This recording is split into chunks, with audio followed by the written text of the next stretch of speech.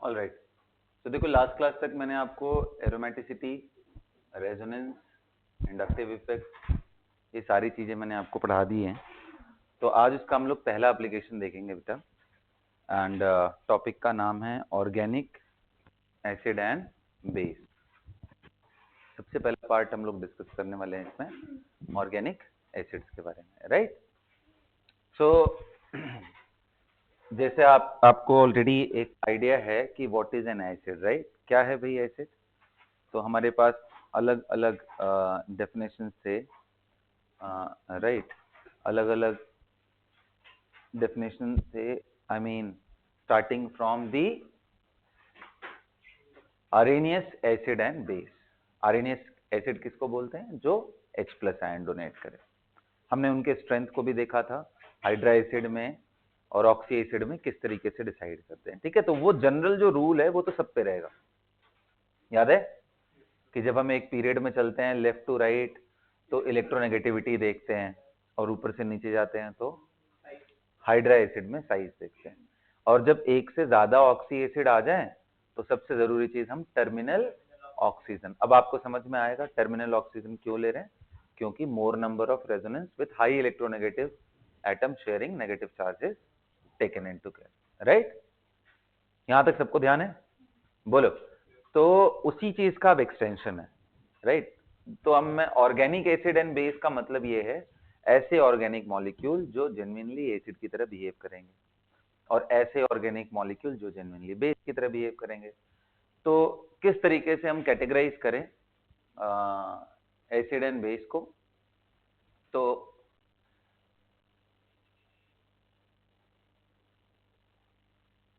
अगर आप देखो ऑर्गेनिक एसिड किसे बोलेंगे? अगर हम पूरे लिस्ट में देख लें, हमारे पास अल्कोहल है, हमारे पास ईथर है, हमारे पास एल्काइल हैलाइड है, बहुत सारे मॉलिक्यूल हैं, कार्बोक्सिलिक एसिड है, फिनॉल है। तो इन सभी में अमाइंस है, अमाइड है, राइट। इन सभी में हम एसिड किसको नाम देंगे? तो there are only two acids, two categories of an acid in organic molecule.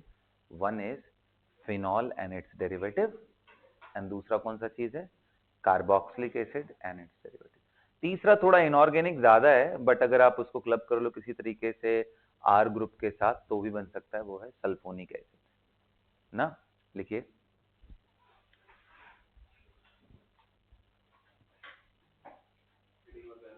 हाँ, organic acid. Organic acid organic acid में किसका किसका नाम लेंगे? सबसे पहले लिखिए, most common organic acids are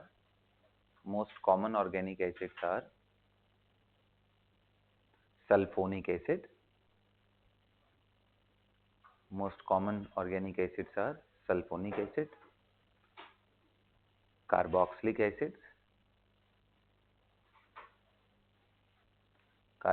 acids, phenol and its derivative,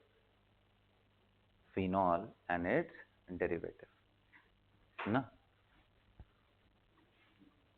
okay, phenol and its derivative, okay बेटा। अब अगर आप इनमें कंपैरिजन करो,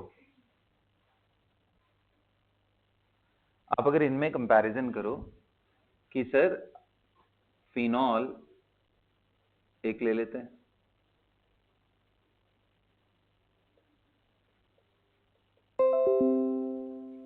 दूसरा ले लेते हैं carboxylic acid,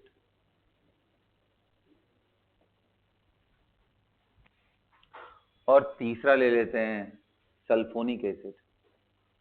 it could be aromatic और एलिफैटिक।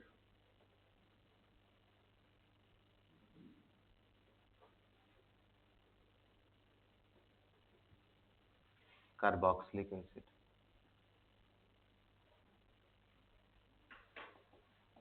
ये क्या है? Phenol, carboxylic acid and sulphonic acid. Is that clear? अब इन तीनों में पूछा जाए ज्यादा एसिडिक कौन है, आप अपना जो भी आरएनएस एसिड बेस से आपने चीजें दिमाग में लगाई थी वो सब यहाँ पे लगाइए। मैंने आपको बताया कि एसिड, जब भी हम एसिडिक स्ट्रेंथ देखते हैं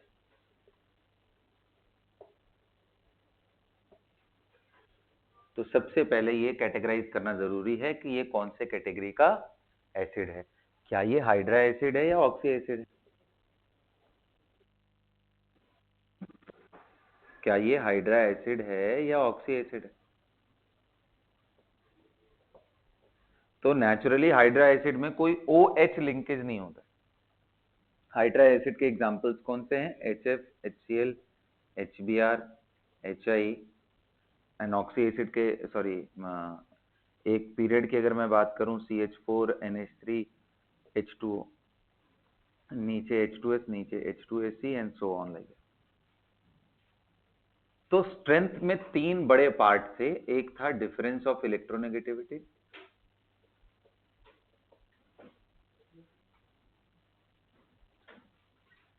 डिफरेंस ऑफ इलेक्ट्रोनेगेटिविटी।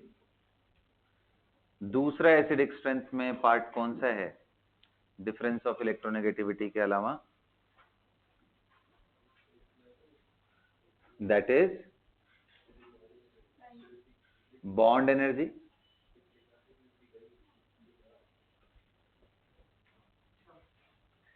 और तीसरा पार्ट है स्टेबिलिटी ऑफ कॉन्जुगेट बेस।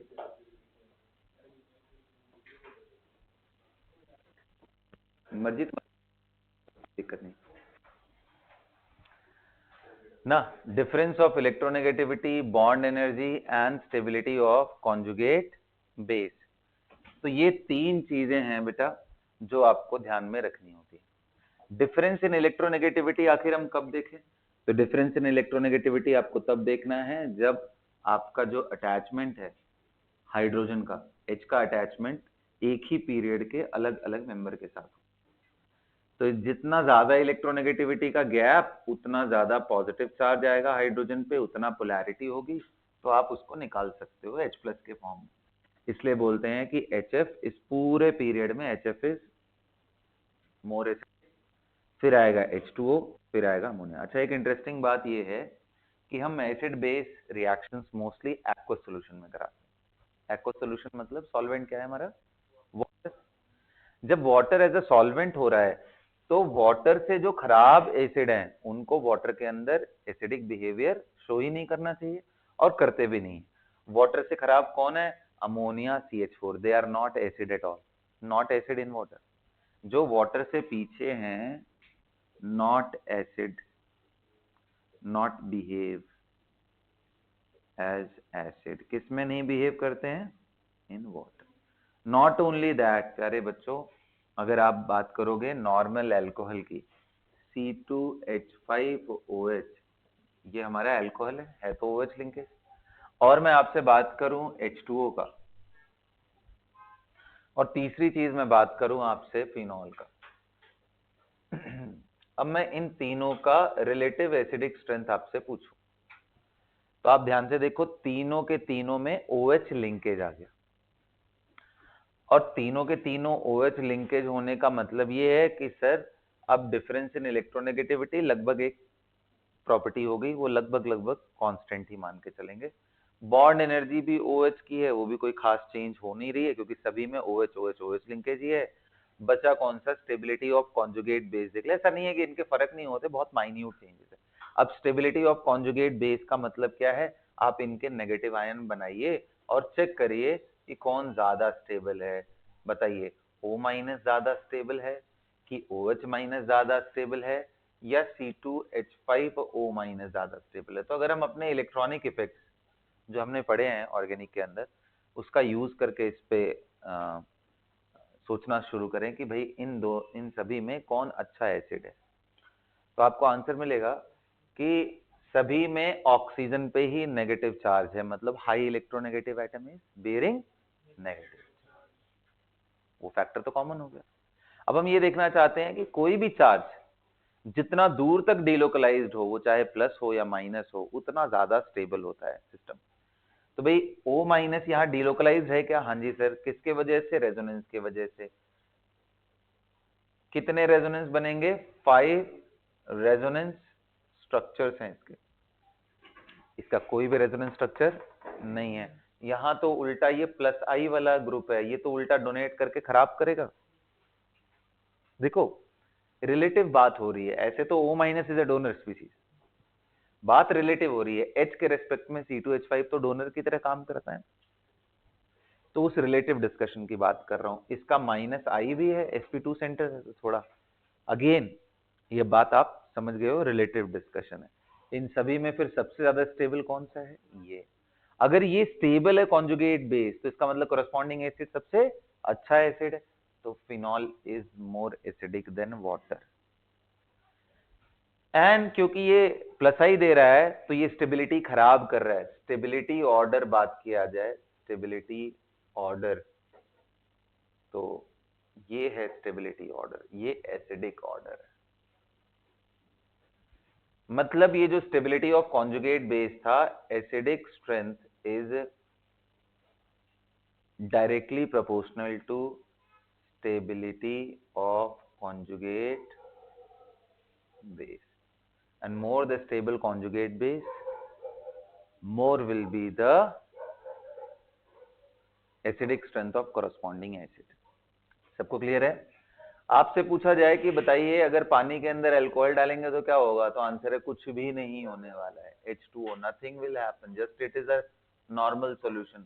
लेकिन अगर पानी के अंदर फिनॉल डाल दे तो क्या होगा, क्योंकि phenol is an acid behaving, I mean it will behave as an acid in water, तो ये अपना प्रोटॉन इसको ट्रांसफर करेगा। मैंने इक्विलिब्रियम का साइन इसलिए लगाया है क्योंकि ये कोई बहुत अच्छा बेस नहीं है बेटा, बहुत अच्छा एसिड नहीं है फिनॉल, और वाटर कोई बहुत अच्छा बेस नहीं है, इसलिए ये रिएक्शन रिवर्सिबल ना। तो कैटेगरी आती है ना वीक एसिड, पहले तो एसिड हो, वाटर के अंदर ये एसिड है, it is a weak acid. समझ आया? तो कभी आपसे पूछे कि भाई इन तीनों में एसिडिक ऑर्डर क्या होगा, वेरी सिंपल यार, ये alcohol do not behave as an acid in water whereas phenol does.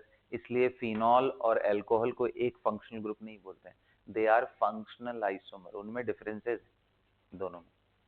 तब इस बात को नोट करो, जल्दी नोट करो।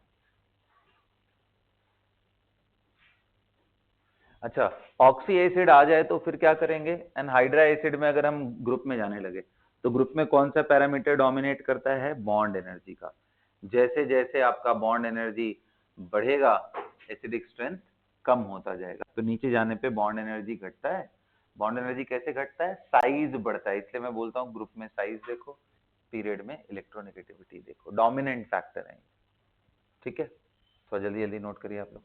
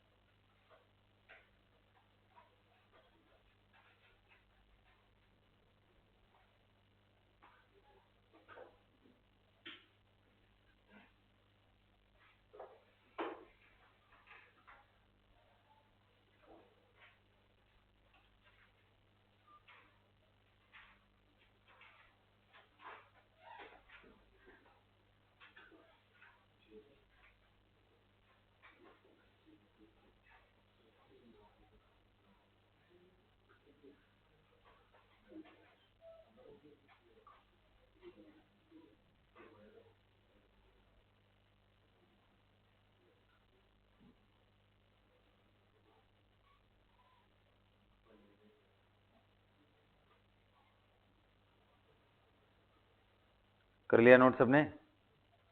यहां तक कर लिया? आइए चलिए बेटा, अब इसी हिसाब से क्या आप इन तीनों में एसिडिक स्ट्रेंथ बता सकते हो कौन ज्यादा होगा? तीनों के तीनों ऑक्सी एसिड है, तीनों में OH लिंकेज है, लेकिन फर्क है इसमें इफ रेजोनेंस स्ट्रक्चर होगा इसके कॉन्जुगेट बेस में, बोलिए, और इसमें सिर्फ 2 ही रेजोनेंस स्ट्रक्चर होगा, और इसमें 3 रेजोनेंस स्ट्रक्चर होगा। ये सुनो, तो बताइए इन तीनों में ज्यादा एसिडिक कौन हुआ? सर उसमें लेकिन ना इसमें जितने भी बनेंगे उसमें ऑक्सीजन के नेगेटिव चार्ज ये ज्यादा स्टेबल। Good point. मतलब आपको सिर्फ blindly number of resonance structure नहीं काउंट करने, ये देखने हैं कि उन रेजोनेंस स्ट्रक्चर में डिफरेंसेस भी हैं क्या। जैसे जब आप इसका रेजोनेंस बनाते हो बेटा, you are going to get negative on the carbon. सिर्फ इसके 5 रेजोनेंस में 2 ही ऐसे हैं, मतलब कायदे से देखा जाए तो एक ही ऑक्सीजन एटम है जो नेगेटिव चार्ज शेयर किया हुआ। इसके हैं 2 ही रेजोनेंस स्ट्रक्चर, लेकिन दोनों ही एक से बढ़ के एक है, क्योंकि ये नेगेटिव अब इस हेड पे, तो इसलिए नेगेटिव आ जाए तो सबसे बड़ी बात कि उसको स्टेबलाइज करना है। हाई इलेक्ट्रोनेगेटिव से अच्छा और कोई ऑप्शन है ही नहीं, इसलिए ध्यान रखना this is more acidic as compare to this one, क्योंकि कॉन्जुगेट बेस में रेजोनेंस का नंबर 2 जरूर है, लेकिन उनकी क्वालिटी बहुत ज्यादा डोमिनेटिंग है कंपेयर टू दिस।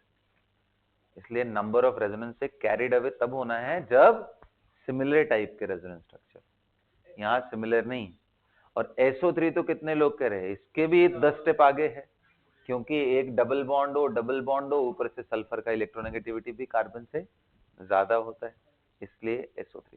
तो अगर आपको एकदम स्ट्रॉन्ग ऑर्गेनिक एसिड चाहिए तो सल्फोनिक एसिड, क्योंकि देखो 2 टर्मिनल ऑक्सीजन आ गए, मैंने बोला था आपको 2 टर्मिनल ऑक्सीजन आ जाए तो ऐसी कैटेगरी स्ट्रॉन्ग एसिड की हो जाती है। नोट करो जल्दी फटाफट, मतलब इनमें एसिडिक स्ट्रेंथ में आप इससे ये बेटर कराना और इसमें तो बहुत ज्यादा बेटर कराना।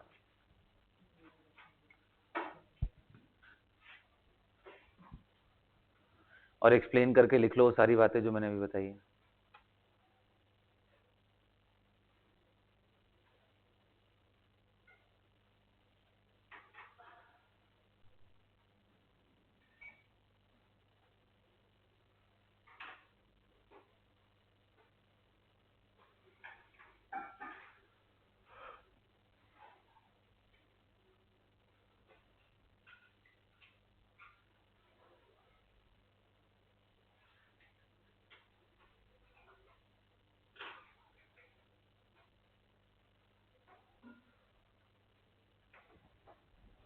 ना यहां तक क्लियर है?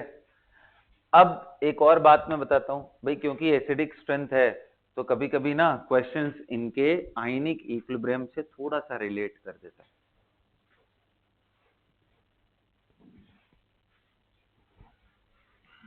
अब ये आयनिक इक्विलिब्रियम से रिलेशन का मतलब क्या है, देखो कोई भी एसिड जो भी हम ले रहे हैं वो वाटर के अंदर एक्वस सॉल्यूशन के अंदर H++ A- बनाएगा, इसका इक्विलिब्रियम कांस्टेंट भी होगा जिसको हम एसिड डिसोसिएशन कांस्टेंट भी बोलते हैं।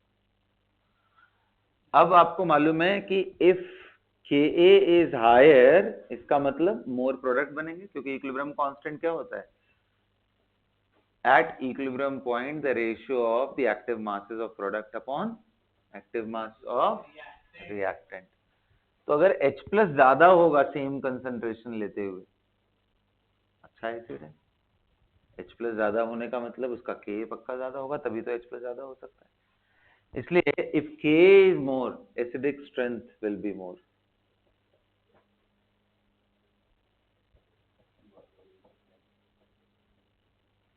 नोट करिए यहां तक।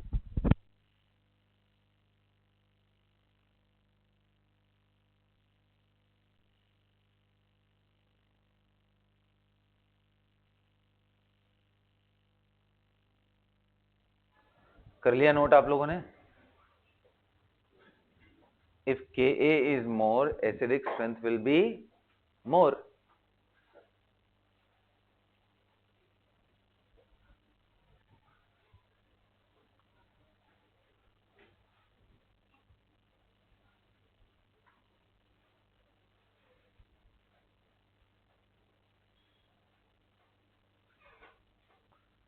सबको क्लियर हो गया बेटा? If Ka is more, acidic strength will be more. भाई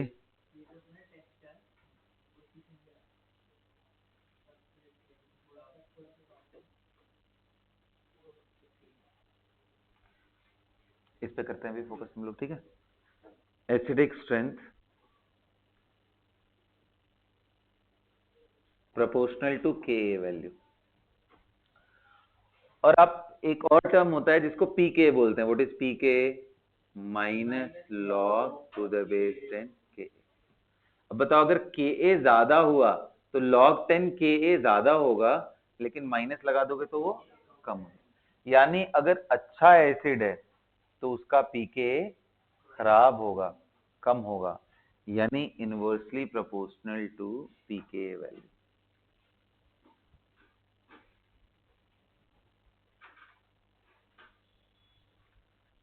Pk ज्यादा तो एसिड खराब। हमेशा याद रखना कि Ka निकालना हो, Pk दिया हो तो 10 के पावर माइनस Pka होता है। दैट इज, एग्जाम्पल लेते हैं, if Pk is 5, then Ka will be 10 के पावर माइनस Pk, उठा के रखो वैल्यू -5। समझ में आया? तो ऐसे करके हमें समझना है। अब आइए मैं आपको सभी का Ka एंड Pk दे देता हूं। इसका Ka किस ऑर्डर का होता है? 10 के पावर -10, यानी Pk कितना होगा? फिनॉल का 10। कार्बोक्सिलिक एसिड का ऑफ द ऑर्डर ऑफ 10 के पावर -5 होता है, और Pk 5 के आसपास। सल्फोनिक एसिड का Ka value of the order of 10 के पावर +5 होता है। देख लो कितना पावरफुल एसिड, इसलिए तो इसको स्ट्रॉन्ग एसिड बोलते हैं। इसलिए मैं यहाँ जबरदस्ती इतना सारा लगा दिया हूँ। Pk -5 हो गया। Pk नेगेटिव हो जाए इसका मतलब वो पावरफुल एसिड। यहाँ तक क्लियर हो गया सबको? जनरल कंपैरिजन समझ में आ गया? हाँ, अब आते हैं स्पेसिफिक कंपैरिजन पे, कि एक कैटेगरी पकड़ लेते हैं और उसमें थोड़े बहुत चेंजेस कर करके हम लोग आपस में कंपैरिजन करते हैं, है ना? ओके, तो चलो let's talk about the comparison between different derivatives of phenol. लिखो एसिडिक स्ट्रेंथ, सब हेडिंग डालना, acidic strength in case of phenol and its derivatives.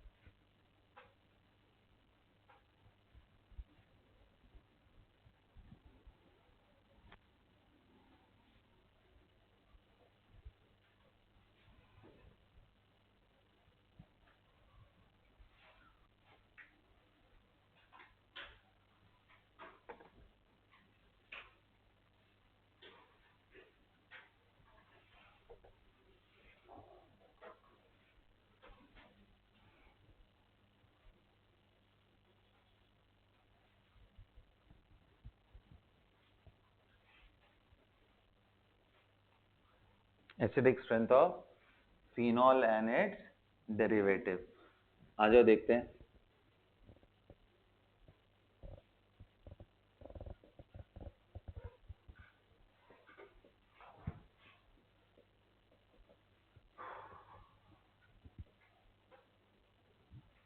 आओ चलो कंपैरिजन करते हैं। सबसे पहला क्वेश्चन है आपके लिए, और मैं ABCD कर देता हूँ। ये रहा फिनॉल, ए, मैं फिनॉल के मेटा पोजीशन पे CH3 डाल रहा हूं।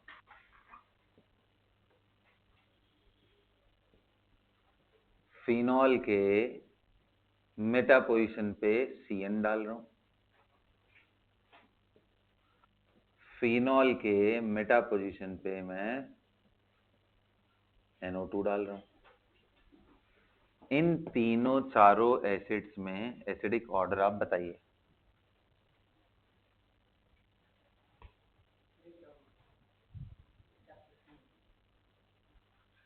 खत्म करने के बाद, टॉपिक खत्म करने के बाद थोड़ा जल्दी करिए।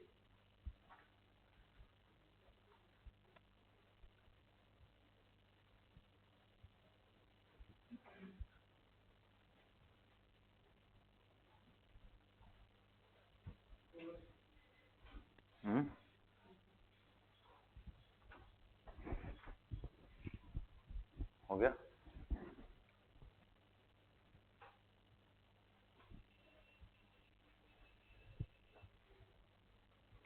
बोलिए बेटा, क्लियर हो गया? ओके, ABCD हो गया। सेकंड की मैं बात कर रहा हूं। आओ चलो, पहला कर लिया ना सबने, अभी देखते हैं। फिलहाल सेकंड क्वेश्चन भी मैं लिख दे रहा हूं। Phenol ortho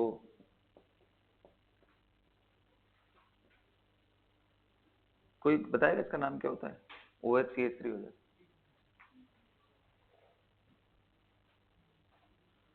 anyone?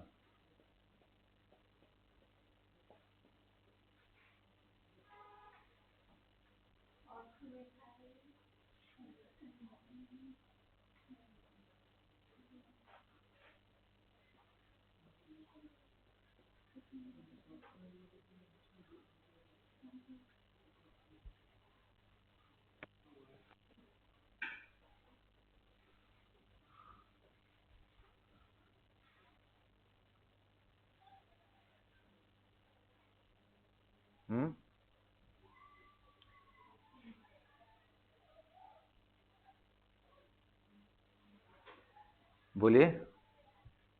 ABCD में, इन चारों में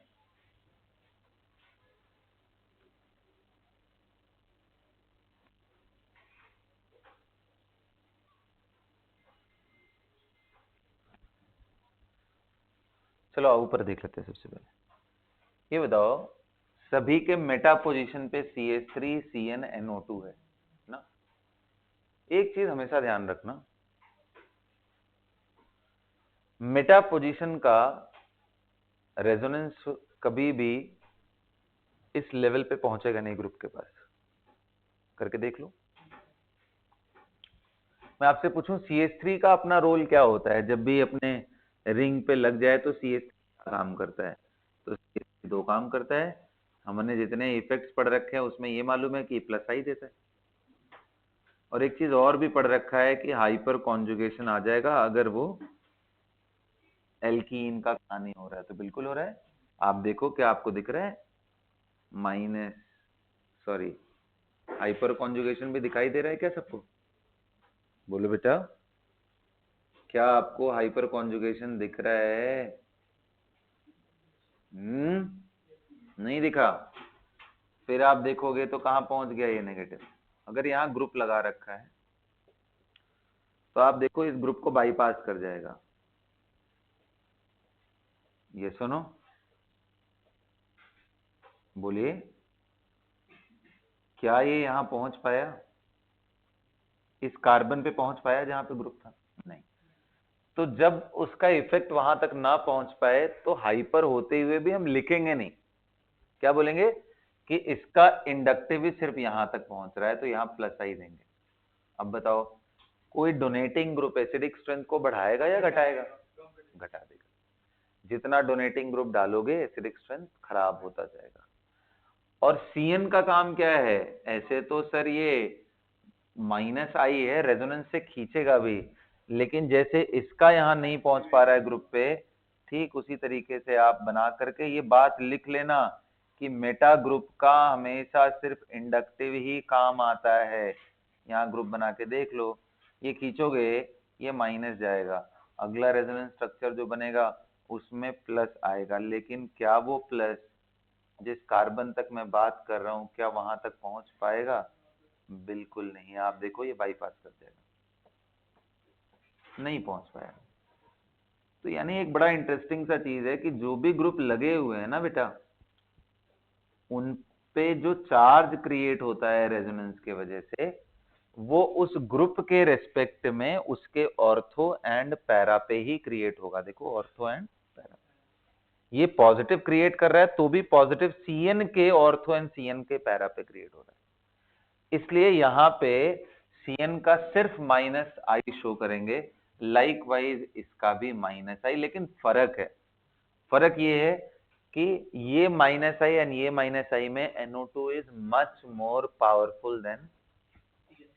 तो आंसर हमारा क्या आएगा? सबसे बढ़िया कौन होगा जी? Nitro. Meta nitrophenol is most acidic among the given one, D and C and A. और सबसे खराब क्योंकि प्लस आई था, यहाँ कुछ नहीं था, जीरो। यहाँ क्या था? Minus I but more powerful. ये सुनो, कितने लोगों का सही हुआ था? पहला हाथ उठाओ। क्या हुआ था? अच्छा, क्यों नहीं सही हुआ? ना सिंपल सा चीज है, चलो करो। अब यही दिमाग लगा के जरा आप सेकंड वाला आंसर करने की कोशिश करो, बढ़िया से एकदम सोच करके करना है। और वो बात जो मैंने बोली है कि मेटा का रेजोनेंस कभी भी नहीं पहुंचता है, कहां पे नहीं पहुंचता है? जिस ग्रुप, जो भी ग्रुप लगाओ, या दूसरे शब्दों में मैंने आपको ये बताया कि रेजोनेंस हमेशा जिस ग्रुप, जो ग्रुप कॉज कर रहा है रेजोनेंस, उसका जो चार्जेस क्रिएट हो रहा है, बी इट पॉजिटिव और नेगेटिव, वो उस ग्रुप के ऑर्थो एंड पैरा पे ही आता है। ये ग्रुप कर रहा था तो इसका ऑर्थो एंड पैरा पे आ रहा है, चार्जेस हमेशा वहीं क्रिएट होंगे। कर लिया सबने?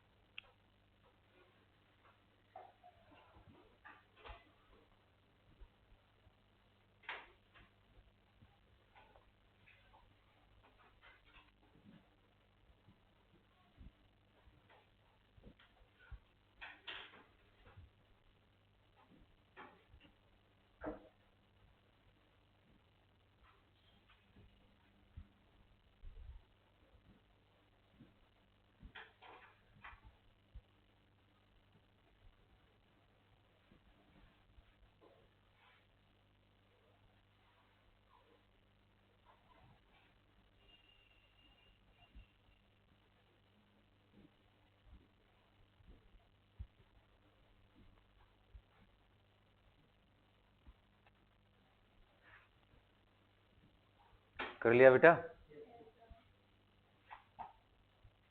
आइए चलिए आगे देखते हैं। सो एसिडिक स्ट्रेंथ आपने सेकेंड का भी कंपेयर कर लिया, बताइए सबसे ज्यादा एसिडिक कौन है?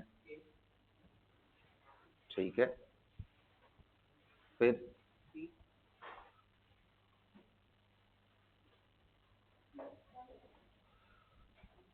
ओके, फिर आइए चलिए देखते हैं। आइए देखते हैं, A B C and D में सबसे ज्यादा एसिडिक कौन होगा? ए। क्यों ए होगा सबसे ज्यादा एसिडिक? क्योंकि बाकी सब में डोनेट कर रहे हैं। आज देख लेते हैं डोनेट किससे किससे कर रहे हैं। जैसे ये यहाँ है तो कितने लोग करे? हाइपर से तो करेगा ही, एन प्लस आई से भी। हाइपर समझ में आ रहा है? हाइपर अभी वही मैं दिखाया था, हाइपर वाला चीज कैसे दिखाया था, देखो हाइपर कैसे कर रहा है, इसको ऐसे, इसको नेगेटिव। ये फर्स्ट स्टेप जो था यही तो हाइपर था। अरे याद है हाइपर कॉन्जुगेशन का कंडीशन क्या था बेटा? कि अल्फा हाइड्रोजन होना चाहिए अल्फा कार्बन sp3 हाइब्रिडाइज्ड होना चाहिए, तो देखो इसका हाइपर यहाँ पहुंच गया ना। अब इसके बाद का चीज रेजोनेंस का पार्ट है, तो ये हाइपर से यहां पहुंचा देगा नेगेटिव, और ये तो हाइपर तो थोड़ा बेटर ही इफेक्टिव होता है, बेटर है ना, तो इस वजह से ये ज्यादा अच्छे से डोनर है, गुड डोनर ऑर्थो पे। वही CH3 मेटा पे लग जाए तो सिर्फ उसका माई प्लस आई ही काम करेगा, और वो भी इससे तो कमजोर हो जाएगा। नीचे सिर्फ और सिर्फ ढंग से देखा जाए तो हाइपर पहुंच जाएगा, क्योंकि इंडक्टिव तो ऐसे ही कमजोर होता है, और 1 2 3 कार्बन तक जाते जाते तो दम तोड़ देगा। वीक इंडक्टिव वैसे ही रहती है, इसलिए यहाँ पे आप लिखो, लेकिन आई को फिर स्मॉल आई लिखो, ताकि ये समझ में आए कि बहुत नेग्लिजिबल इफेक्ट हो गया उसका। तो जितना डोनेट करोगे उतना एसिडिक स्ट्रेंथ खराब होगा। ये लाइन ऐसे ही चिपका के लिख लो अपने नोट्स में, वही काम आने वाला एग्जाम में। जितना डोनेटिंग ग्रुप अटैच करोगे, वो चाहे हाइपर से करे, इंडक्टिव से करे, किसी से भी। अच्छा, एक और चीज लिख लो, इफेक्टिविटी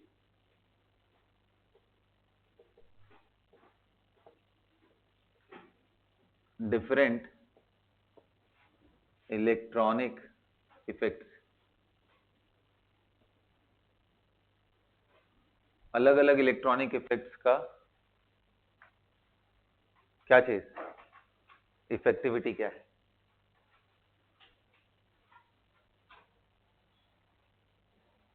बोलिए। Effectivity of different electronic effects.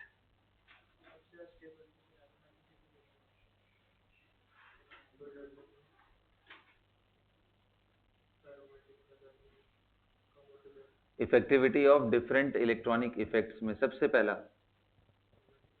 बोलो, सबसे कम और सबसे खराब कौन सा होगा? इंडक्टिव। इससे बेटर इंडक्टिव से बेटर बोलो, बोलो बाबा। हाइपर, हाइपर से बहुत बेटर रेजोनेंस। कौन सा? गुड रेजोनेंस की बात हो रही है, या बहुत ज्यादा मत करो, सिंपली रेजोनेंस को बेटर कराओ, क्योंकि ना कुछ केसेस ऐसे आपको देखने को मिलेंगे जहां पे थोड़ी प्रॉब्लम भी आएगी, उससे भी कहीं ज्यादा। और बहुत ज्यादा यहां पे डालो एरोमेटिक। ये याद रखना, अगर एंटी पैरेलल आ गया कि पता चला एरोमेटिक कुछ और बोल रहा है, इंडक्टिव से कुछ और, बात किसकी मानोगे फिर? एरोमेटिसिटी।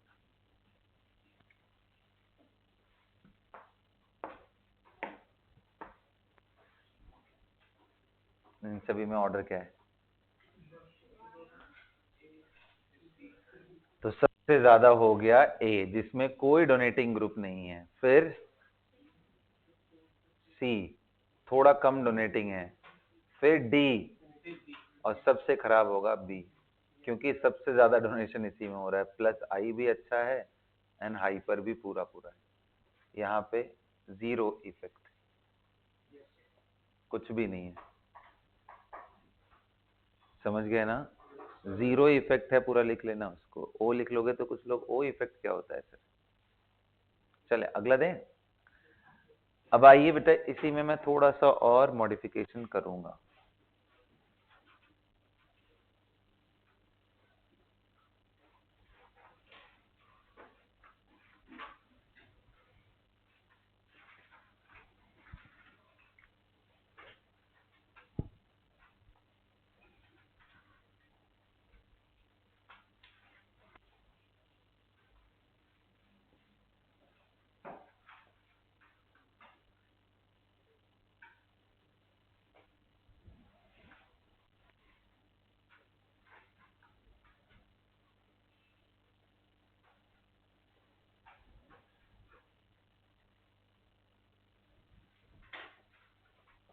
बताइए, ऑर्थोनाइट्रोफिनॉल, मेटानाइट्रोफिनॉल, पैरानाइट्रोफिनॉल, इनमें कौन ज्यादा एसिडिक है? तुम लोगों ने बताया नहीं अभी। ओ के साथ CH3 डाल दो तो क्या होता है? OH के साथ CH3 बेंजीन पे क्रिसॉल बोलते हैं। क्रिसॉल से मैंने बोलना था, पूछा तो जितनी पढ़ाई नहीं हो रही है बेटा।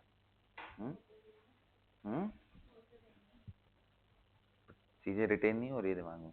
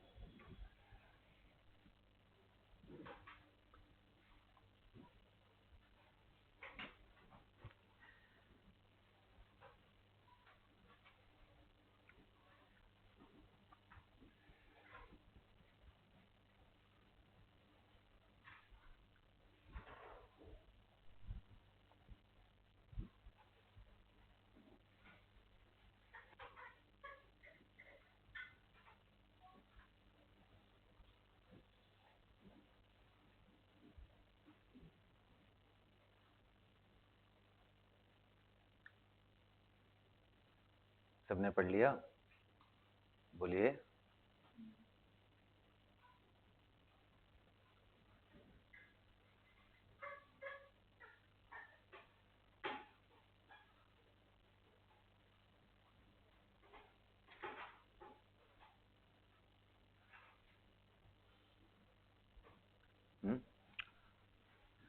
बताइए इन सभी में क्या ऑर्डर आएगा?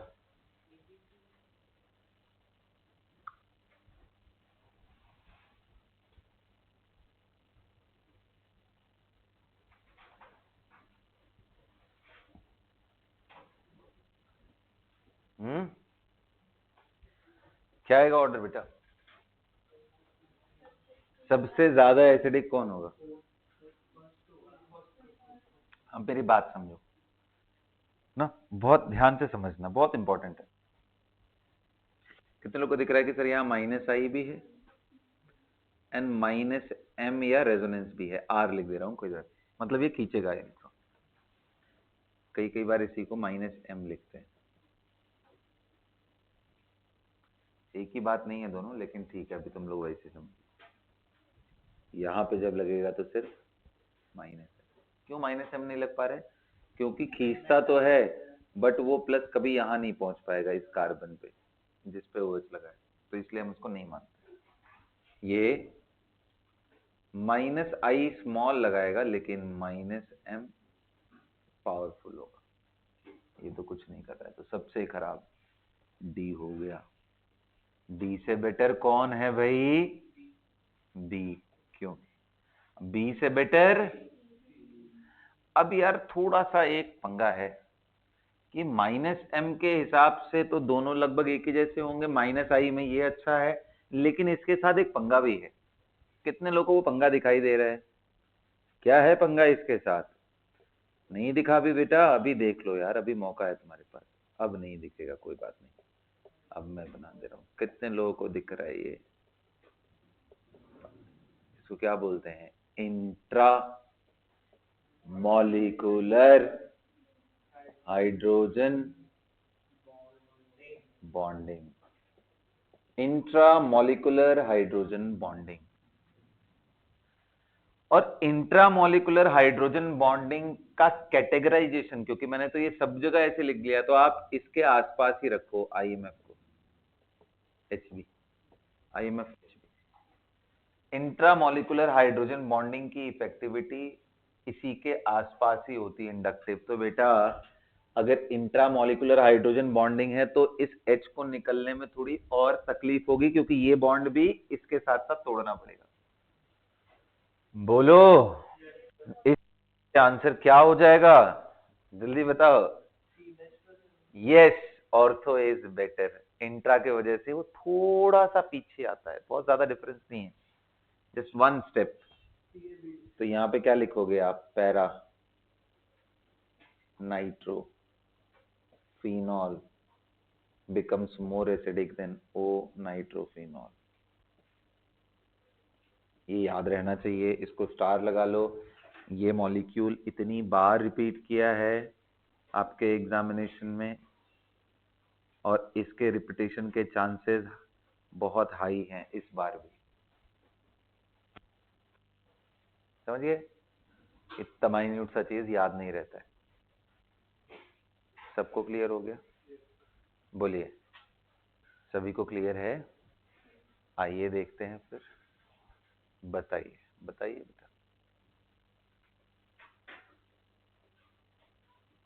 OH NO2,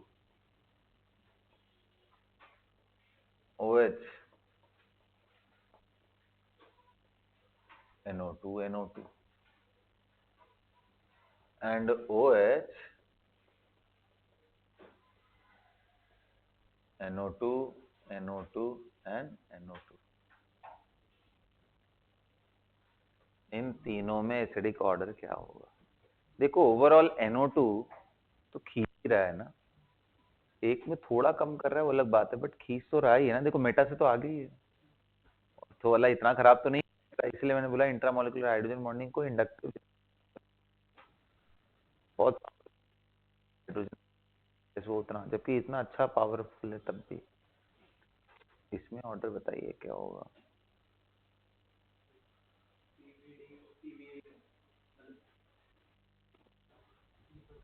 सबसे ज्यादा कौन सा होगा? यही जो ऑर्डर लिखा है यही है। हाँ बिल्कुल यही है, भी कोई दिक्कत नहीं।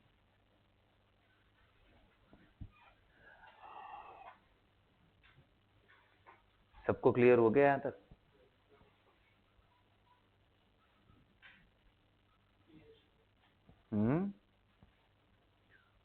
बोलिए। चलिए अगला देखते हैं। Again very very important molecule.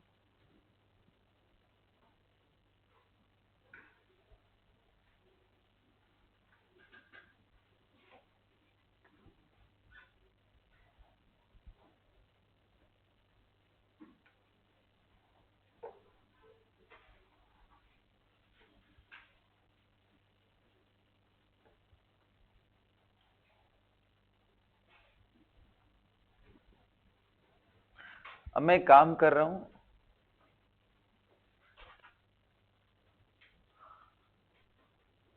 Halogen दे रहा हूं आपको। आइए देखते हैं क्या करते हैं।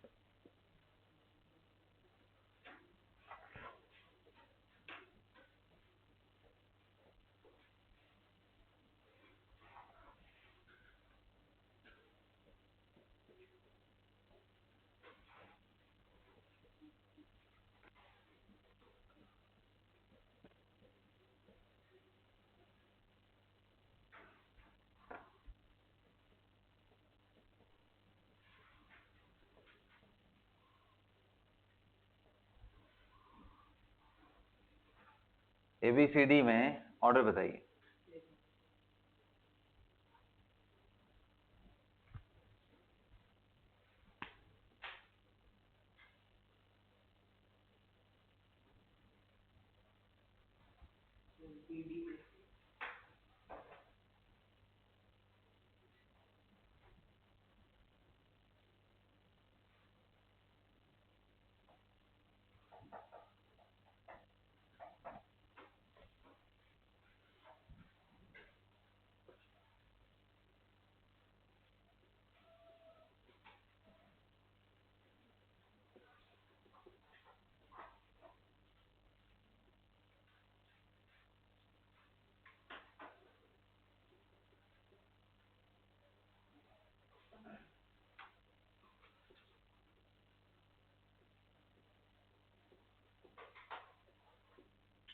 क्या आया आंसर?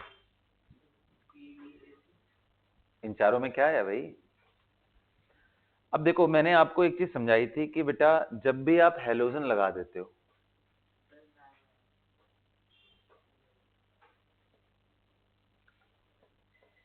जब भी आप हेलोजन लगाते हो, चाहे फ्लोरिनो, क्लोरिनो, ब्रोमीनो, आयोडीन, नहीं ध्यान है तो अब से सेट कर लेना।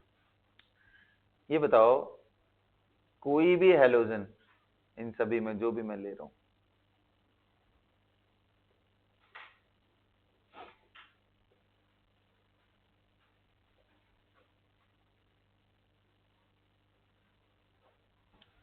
इन सभी में कोई भी हेलोजन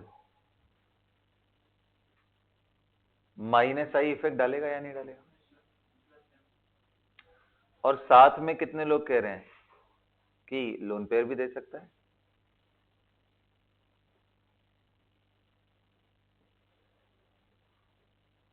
ओ माय गॉड, हो गए। लेकिन बोलते हैं कि with respect to any phenolic group ये सब बहुत बेकार है, ओवरऑल ये डोनर नहीं होते हैं। फिनॉल में ये भी डोनेट करता है, बोलते हैं इसका plus M is more powerful than minus I, जबकि इन सब में, इन सभी के सभी में minus I is dominating over plus M. क्या मजाक हो गया ये? इससे मैं ओवरऑल ऑर्डर लिखवा रहा था, मैं ग्रेटर ग्रेटर जो लिख रहा था, फिर मैं रुक गया, क्योंकि रेजोनेंस बड़ा अलग सा चीज है, उसके अंदर गुड एंड बैड इन दोनों का कंपैरिजन करना पड़ता है। आप अगर ध्यान से देखो तो क्लोरीन, ब्रोमीन, आयोडीन जब अपना लोन पेयर दे करके पाई बॉन्ड बना रहे हैं, बेसिकली क्या बना रहे हैं? मुस्कान, क्या बना रहे हैं ये? Pi bond. क्या इनका कार्बन अपना 2p यूज कर रहा है और आयोडीन अपना 2p, 3p, 4p, 5p use कर रहा है? ओ माय गॉड, हो गया। तो देखो आयोडीन कौन सी पीरियड का element? Fluorine, chlorine, bromine, iodine 5th period का है। फ्लोरीन 2nd पीरियड का एलिमेंट होता है। फ्लोरीन, क्लोरीन, ब्रोमीन एंड ये 5p यूज कर रहे हैं, 2p। कोई कॉम्बिनेशन है इन दोनों में? 2p अगर इतू सा है तो 5p ये रहा। कोई पाई बॉन्ड बनने का पॉसिबिलिटी बहुत ही बेकार है, इसलिए बोलते हैं इनका पाई ही खराब होता है। रेजोनेंस डोनेटिंग एबिलिटी में सबसे खराब आयोडीन है और सबसे बढ़िया इन सब में फ्लोरीन है, लेकिन फ्लोरीन सबसे ज्यादा इलेक्ट्रोनेगेटिव होता है। कार्बन फ्लोरीन में भी साइज का डिफरेंट है, कार्बन, ऑक्सीजन, फ्लोरीन। कार्बन का साइज अगर ऐसा है तो फ्लोरीन का साइज थोड़ा कम होगा, लेकिन चलो इन सब जितनी हालत तो नहीं खराब है ना, वो तो 2p 2p का ही है। तो फ्लोरीन इन सभी में सबसे बढ़िया डोनर है, लेकिन माइनस आई भी उसका सबसे पावरफुल है क्योंकि हाईएस्ट इलेक्ट्रोनेगेटिव है। तो ओवरऑल इसके केस में भी यही होता है। लेकिन अगर आपसे कोई पूछे प्लस एम, कोई आपसे पूछे कि भाई अगर हमें सिर्फ एक्सक्लूसिवली प्लस एम कंपेयर करना हो तो कौन अच्छा है? आंसर है फ्लोरीन, फिर क्लोरीन, ब्रोमीन, आयोडीन। हमें माइनस आई कंपेयर करना हो तो भी फ्लोरीन ही है। पैरा पोजीशन पे अगर मुझे कंपेयर करना हो किसका इफेक्ट ज्यादा डोनेटिंग की तरफ दिख रहा है? फ्लोरीन का, क्योंकि रेजोनेंस डिस्टेंस डिपेंडेंट, इंडक्टिव तो चौथे कार्बन तक जाते जाते खत्म हो जाएगी। कहां समझ में आया? चलो कोई बात नहीं। तो इतनी सारी कहानी मैंने इसलिए सुनाई ताकि आपके दिमाग में क्या सेट हो जाए कि हर बार रेजोनेंस अच्छा नहीं होता है। उनमें से ये कुछ एग्जांपल है, लिख लो। Halobenzene show poor resonance, halobenzene show poor resonance due to difference in size.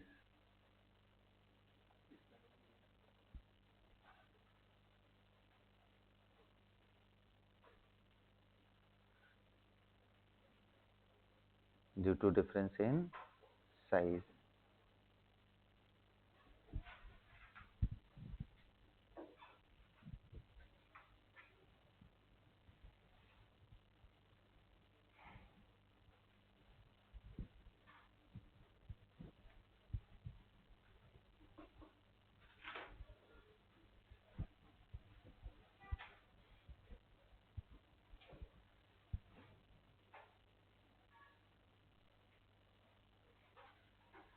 First और सेकंड में कैसे कंपेयर? कि फर्स्ट में माइनस आई प्लस एम आ रहा है, सेकंड में थोड़ा डिस्टेंस पे आ रहा है लेकिन माइनस आई आ रहा है। तो सिर्फ इसमें माइनस आई ही देखो, हेलोजन आ जाए तो आपका ध्यान किस पे रहना चाहिए? माइनस आई पे। इन सभी में सबसे बढ़िया माइनस आई किसका होगा? ऑर्थो वाले का। तो सबसे अच्छा एसिड कौन सा होगा? Ortho chlorophenol.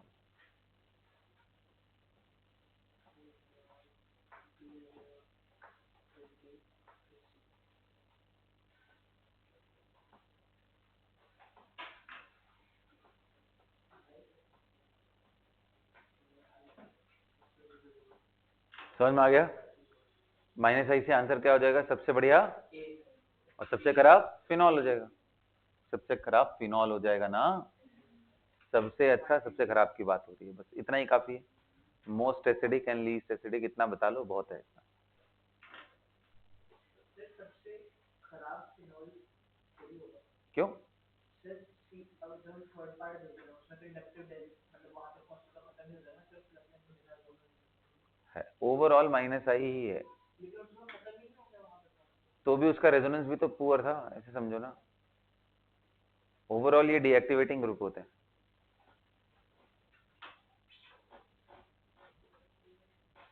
ठीक है, तो सबसे बढ़िया और सबसे खराब कंफर्म है।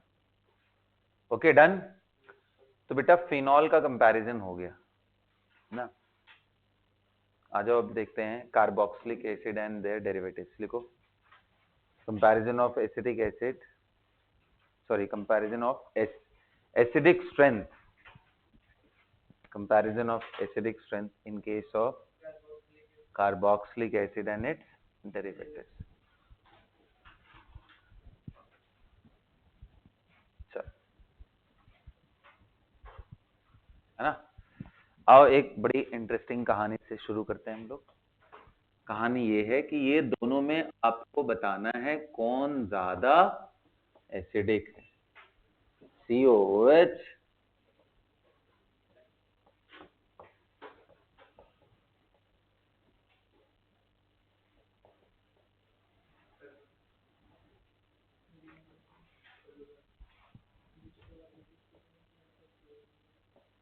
ये दो अलग अलग क्वेश्चन है बेटा।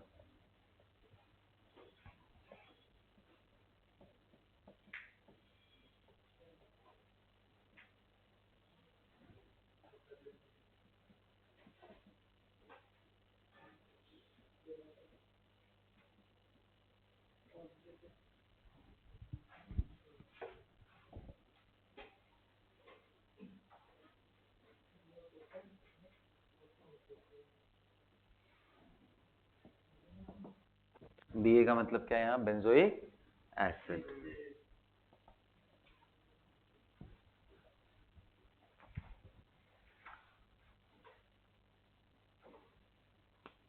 चलिए बताइए।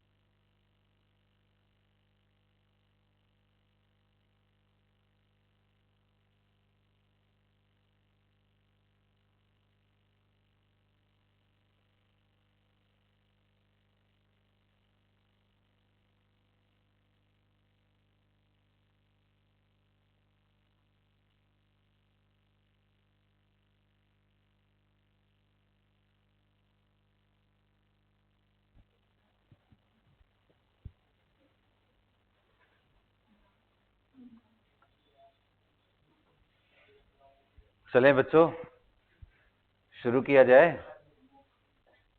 ओके, तो इसमें क्या आंसर है भाई? ये दो अलग अलग क्वेश्चन है, इन दोनों में कौन ज्यादा एसिडिक है? और उससे पहले ये बताओ इन दोनों में ज्यादा है। तुम्हारी बात नहीं सुननी है, पहले बाकियों की सुन लेनी। बताओ। Benzoic acid is more acidic as compare to this one. अरे ये क्यों बेटा? समझाइए मुझे कैसे। यहां माइनस आई भी लग रहा है और खींचने वाला भी लग रहा है ना, पावरफुल।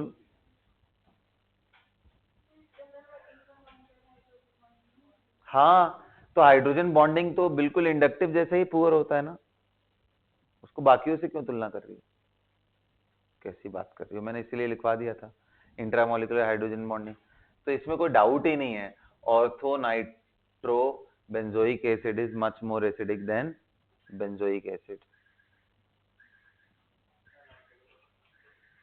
मच मोर, हल्का फुल्का नहीं, बहुत ज्यादा।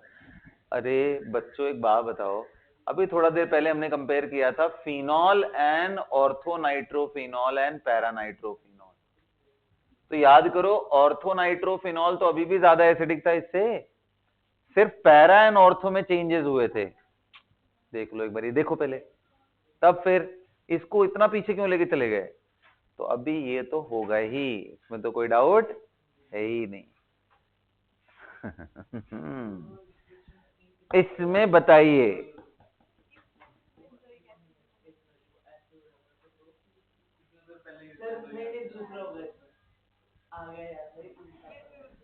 द राइट आंसर इज, इसमें भी यही हो गया। ये क्या मजाक हो गया सर, ये तो प्लस आई वाला ग्रुप था। हाँ ये तो प्लस आई वाला ग्रुप था, क्या मजाक हो गया। ये इंडक्टिव प्लस आई से दे रहा है, हाइपर से भी दे रहा होगा। The right answer is ortho पे बल्कियर ग्रुप कोई भी आ जाए, B it CH3, B it C2H5, OCH3, NO2, कोई भी ग्रुप आ जाए,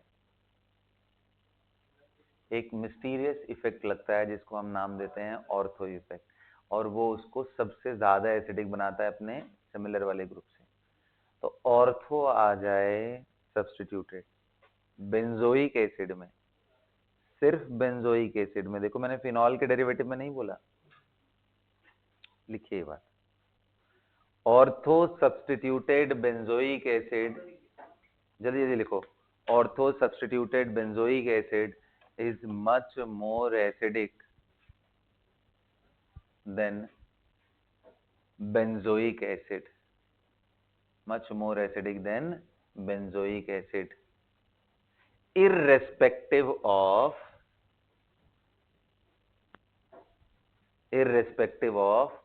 the nature of group attached there, irrespective of the nature of group attached there ना। अब वो डोनेटिंग हो या विड्रॉइंग हो, इस बात से कोई फर्क नहीं पड़ता है, हाँ, इरेस्पेक्टिव ऑफ द नेचर। लिख लीजिए, this is known as ortho effect. C को क्या बोलते हैं ना, मजेदार है ना। अब ये ऑर्थो इफेक्ट क्यों आ रहा है, तो उसके पीछे रीजन समझो, बहुत बहुत इंपॉर्टेंट है, ध्यान से समझना। देखो बेटा, अगर आपके ऑर्थो पे कोई बल्कियर ग्रुप आ जाए तो क्या होगा। सो नॉर्मली जब कोई बल्कियर ग्रुप नहीं होता है तो ये अपना इलेक्ट्रॉन क्लाउड ले लेता है बेंजीन से एंड कॉन्जुगेशन स्टैब्लिश करता है। यही कॉन्जुगेशन ब्रेक हो जाता है किसके केस में, जब कोई ऑर्थो पे कैसा ग्रुप आ जाए। सुनो मेरी बात भाई, कितनी बातें करते हो यार तुम। जैसे ही ऑर्थो पे ऐसा कोई ग्रुप आ गया, ये टर्न हो जाएगा, और जैसे ही ये टर्न हो गया, ये रोटेट कर जाएगा to avoid the repulsion.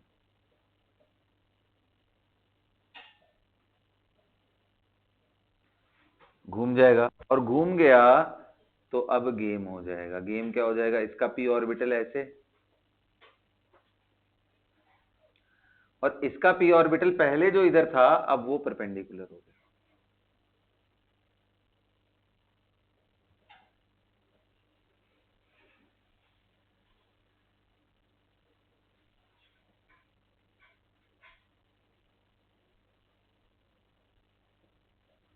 So you cannot basically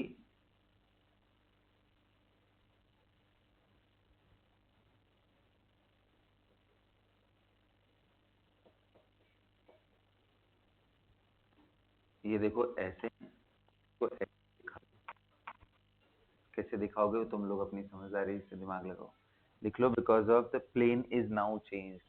इसी को नॉर्मल भाषा में बोलते हैं रेजोनेंस इनहिबिट हो गया, रेजोनेंस नहीं हो रहा है। किसके वजह से? बल्कियर ग्रुप के वजह से, स्टेरिक ग्रुप के वजह से। इसलिए इस इफेक्ट का नाम होता है steric inhibition of resonance. Sir के वजह से नहीं होता है, SIR, स्टेरिक इनहिबिशन ऑफ। लिखिए ये बात, ortho effect is due to steric inhibition of resonance. SIR किसके वजह से आ रहा है? हाँ, स्टेरिक इनहिबिशन ऑफ SIR।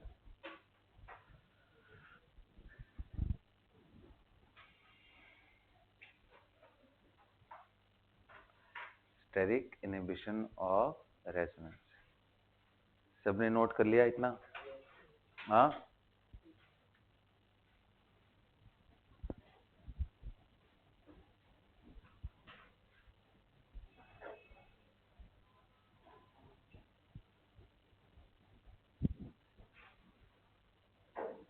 चलो बेटा अब फटाफट इसके ऑर्डर लिखते चले जाओ, जल्दी करो, fast, as fast as possible.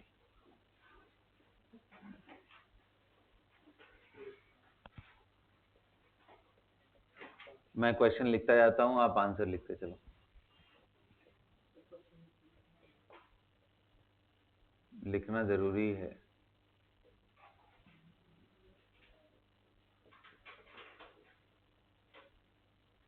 बताओ पहले वाले का आंसर बताओ। हाँ, सोच करके आंसर करो।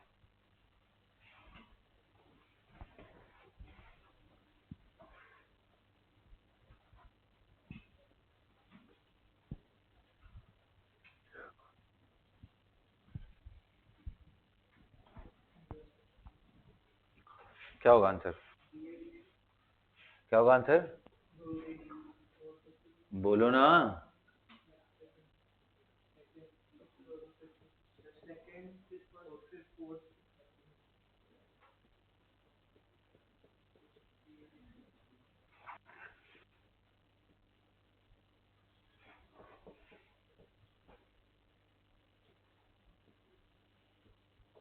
चलो पहले वाले का आंसर मैं करने जा रहा हूं, आप हाथ उठाना। देखो रूल वही सिंपल सा है, सबसे पावरफुल कौन सा हो जाएगा? ऑर्थो। ऑर्थो सबसे ज्यादा है। फिर ये तो दे रहा है प्लस आई से, ये दे रहा है हाइपर से, और इसका तो बात ही खत्म, ये कुछ नहीं कर रहा है। तो ऑर्थो के बाद बेंजोइक एसिड आएगा। समझ में आया? और उसके बाद फिर भाई दोनों में कौन अच्छे से दे रहा है? इसमें ये हाइपर पावरफुल होता है इंडक्टिव से ना, तो सबसे खराब हो जाएगा पैरा, और उससे बेटर कौन सा हो जाएगा? मेटा। कितने लोग सही हुआ? हाथ उठाओ। बहुत। ऑर्थो सबसे पावरफुल कर दो, सोचो ही मत ज्यादा ना, उस पर इफेक्ट ही मत लगाओ। ऑर्थो आ गया पावरफुल, उसके बाद बाकी सबका ना। ऑर्थो ऐसा ही। इन दूसरे में बताओ आंसर।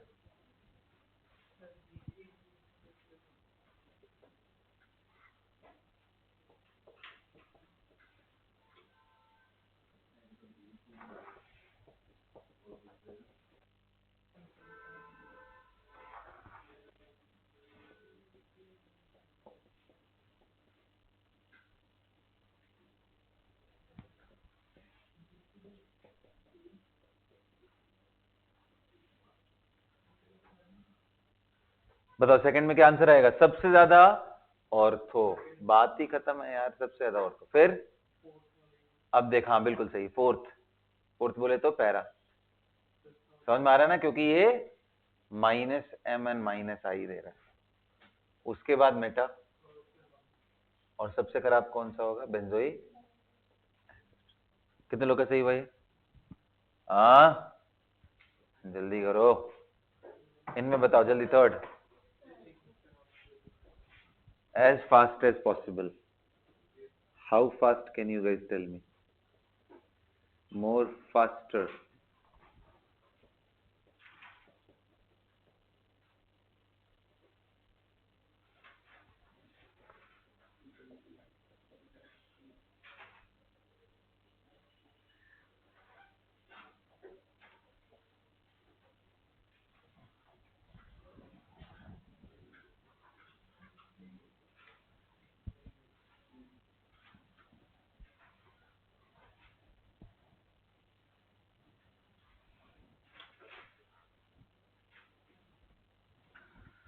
चलो थर्ड का आंसर कर लिया।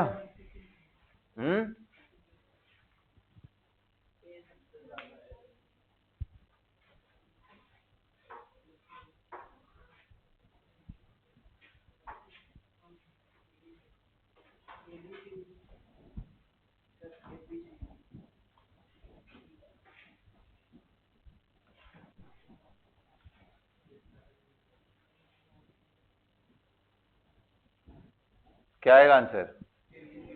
सबसे ज्यादा ऑर्थो, फिर मेटा, फिर पैरा, लास्ट में बेंजोइक। कितने लोग का सही हुआ ये? अच्छी बात है, बहुत बढ़िया, देख लिया, वो कैमरे में दिखाई दे रहा था। चलो कितने लोग का सही हुआ? हाथ उठाओ।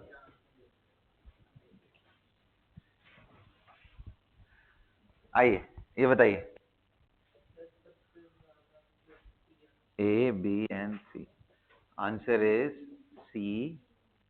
इसमें एक इंटरेस्टिंग चीज होती है जो बच्चों को जनरली दिखती नहीं है, और कई बार रीजनिंग में पूछता भी एग्जाम में। हो क्या रहा है? तो बोलते हैं कि भाई साहब इसके अंदर कॉन्जुगेट बेस में इंट्रामोलिकुलर हाइड्रोजन बॉन्डिंग आ जाता है, जो कि इसको और बढ़िया फेवरेट बना देता है। Intramolecular hydrogen bonding in conjugate base, conjugate base more stable, acid अच्छा। ये सुनो, तो conjugate base stability is there due to intramolecular hydrogen bonding. बोलो यहां तक सबको क्लियर है?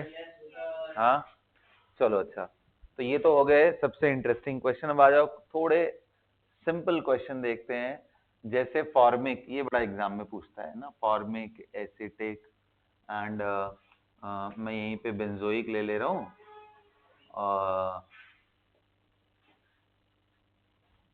इन तीनों में कंपैरिजन करो। कंपैरिजन एक और चीज मैं कर दे रहा हूं, बहुत मजा आएगा। इसको क्या बोलते हैं? Carbonic acid. जल्दी करो।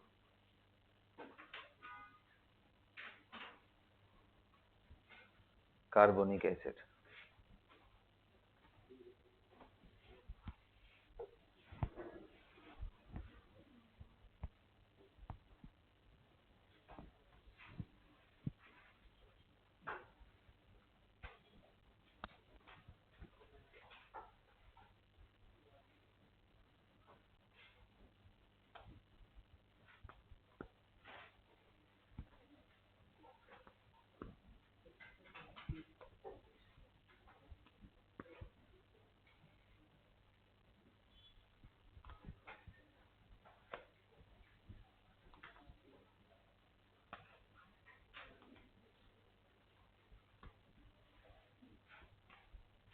जल्दी करो, क्या आंसर आएगा? देखो मेरी बात ध्यान से सुनना बच्चों, बहुत इंपॉर्टेंट है। इन सभी में मैं पहले ऑर्डर लिखूंगा, बाद में बात करूंगा, ठीक है? सबसे पहले ऑर्डर, और ये हो सके तो इसको रट जाओ, जैसे मर्जी करे वैसे कर लो। मतलब सबसे खराब, जो आप सबसे अच्छा सोच रहे होगे मन के अंदर, वो सबसे खराब हो गया। यही सोच रहे थे ना, कार्बोनिक एसिड अच्छा। हाँ बोलो, अब कार्बोनिक एसिड क्यों खराब हुआ बाकियों से, जबकि इस पे दो दो OH थे? रीजन इज कि जब टर्मिनल ऑक्सीजन सेम हो जाए, ध्यान से सुनो, ये बात मैंने आपको पी ब्लॉक में भी समझाई थी, कि टर्मिनल ऑक्सीजन सेम हो जाए, OH बढ़ाने से एसिडिक स्ट्रेंथ खराब होती है। क्यों? अब आप उसको समझ लो कैसे। क्योंकि जब आप कॉन्जुगेट बेस बनाओगे, एक इसका मान लो और एक इसका, इन दोनों के कॉन्जुगेट बेस में इसमें कोई तकलीफ नहीं है, अच्छे से स्टेबलाइज हो रहा है नेगेटिव। लेकिन कितने लोग कह रहे हैं इसके कॉन्जुगेट बेस में पंगा डाल रहा है। कौन? ये। इसके वजह से नेगेटिव को स्टेबलाइज नहीं होने दे रहा है, ये बीच बीच में दिक्कत कर रहा है। So this is creating problem in stabilization of the conjugate base. Conjugate base stability में, conjugate base stability में कौन ज्यादा है? RCOO minus is more as compared to HOC double bond O. Carbonic acid is poor as compare to this. पता है इसका Ka किस order का होता है? ऑफ द ऑर्डर ऑफ 10 के पावर -7 और ये -5, मतलब लगभग 100 गुना ज्यादा एसिडिक है ये कार्बोक्सिलिक एसिड। इतना फर्क है, तो याद रहेगा। अब कहोगे सर बेंजोइक पीछे क्यों आ गया? तो कॉमन सेंस लगाओ यार। नहीं, क्योंकि ये क्या कर रहा है? -I से खींच रहा है, लेकिन उससे स्ट्रॉन्गर +M से डोनेट भी तो कर रहा है, और ये दोनों से ही डोनेट कर रहा है, +M से भी, प्लस हाइपर से भी और इंडक्टिव से भी, तो इसलिए और थोड़ा पीछे आ जाता है। ये दोनों ही कर रहा है, +H एंड +I। देखो यहाँ डबल बॉन्ड आ गया ना दोनों से। ये एक से खींच रहा है, और ये रेजोनेंस भी बहुत अच्छा रेजोनेंस नहीं है, इसलिए ओवरऑल ये ऑर्डर सबसे बढ़िया फॉर्मिक एसिड, फिर ये याद रहेगा। And that is the reason everyone, यही रीजन है कि bicarbonate NaHCO3 decomposed by any carboxylic acid. मतलब ये स्ट्रॉन्गर एसिड है तो अपना प्रोटॉन ट्रांसफर कर देगा, किसको ट्रांसफर कर देगा? बेस को। तो ये क्या बन जाएगा? H2CO3, जो कि वीकर एसिड है इसके कंपैरिजन में, और ये टूट करके क्या बन जाएगा? H2O and CO2। तो बोलता भी है एग्जाम में कि any acid which is stronger than carbonic acid will decompose sodium bicarbonate. Exam में पूछे क्या फिनॉल से सोडियम बाइकार्बोनेट टूट करके और क्या CO2 निकलेगा? आंसर है बिल्कुल नहीं, because it is weaker acid. And ये जो बन रहा था H2CO3 जो कि टूट करके H2O CO2 में निकल रहा था, ये स्ट्रॉन्गर एसिड इसके कंपैरिजन। तो ये इसको प्रोटॉन ट्रांसफर करेगा, ना कि ये प्रोटॉन इसको ट्रांसफर करे। समझ गए? तो की पॉइंट क्या है? Any acid stronger than H2CO3 will decompose sodium bicarbonate and evolve CO2 effervescence। और कौन से हैं? देखो इसको बोलते हैं स्क्वेरिक एसिड। क्या नाम है इसका?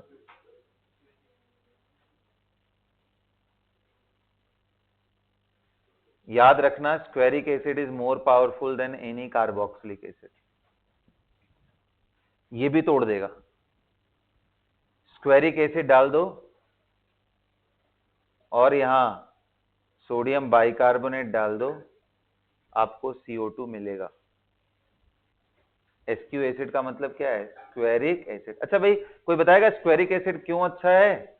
तो देखो टर्मिनल ऑक्सीजन तो है ही, साथ में कितने प्यारे बच्चों को समझ में आ रहा है कि ये एरोमेटिक भी है। नेगेटिव आ जाएगा तो ये एरोमेटिक हो जाएगा, क्योंकि चारों तरफ ऐसे घूमता है। अरे 2 pi electron. That's why squaric acid is more acidic than sodium bicarbonate.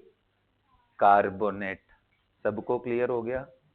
हाँ, so this was the last। बल्कि पूछता एग्जाम में ना, फिनॉल और कार्बोक्सिलिक एसिड को कैसे डिफरेंशिएट करोगे?